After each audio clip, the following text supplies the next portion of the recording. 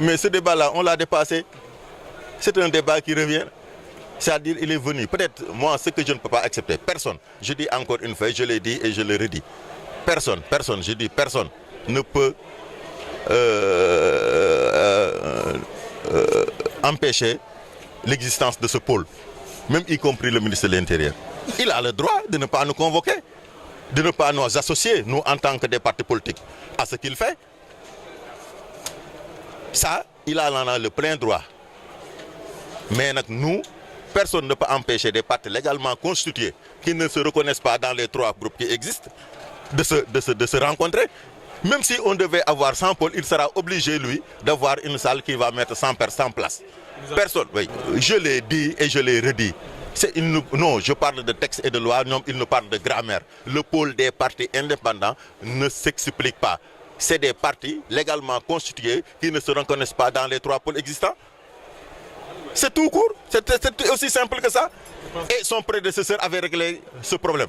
Peut-être maintenant, je le comprends bien, parce que ce pôle-là a été toujours combattu par l'opposition significative qui ont boycotté la rencontre. Peut-être le ministre de l'Intérieur veut faire les yeux doux à ces partis-là, raison pour laquelle il va sacrifier le pôle des indépendants, mais ça ne passera pas.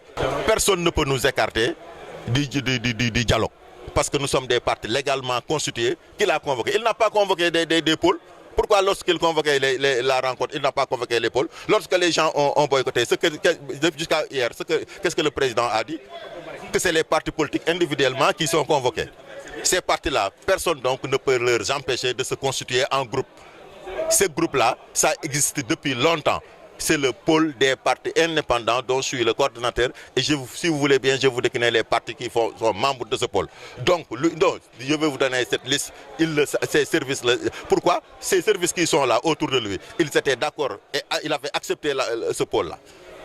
Pourquoi change-t-il tout de suite? Au cas où vous ne serez pas concerné. Et qu'est-ce que ça va nous faire?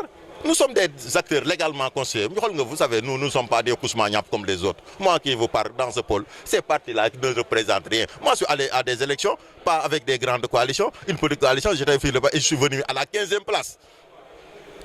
Moi, je ne suis pas comme les gens qui crient pour se faire valoir et pour se montrer devant le ministre de l'Intérieur. Moi, je ne suis pas dans ça. Je dis encore une fois que personne, y compris le ministre de l'Intérieur actuel, ne peut empêcher l'existence de ce pôle. Ça, c'est clair et net. Maintenant, s'ils veulent, il peut ne pas vouloir nous convoquer, c'est son problème. Ça, nous ne sommes pas une fixation. Lui, il passe et les partis demeurent.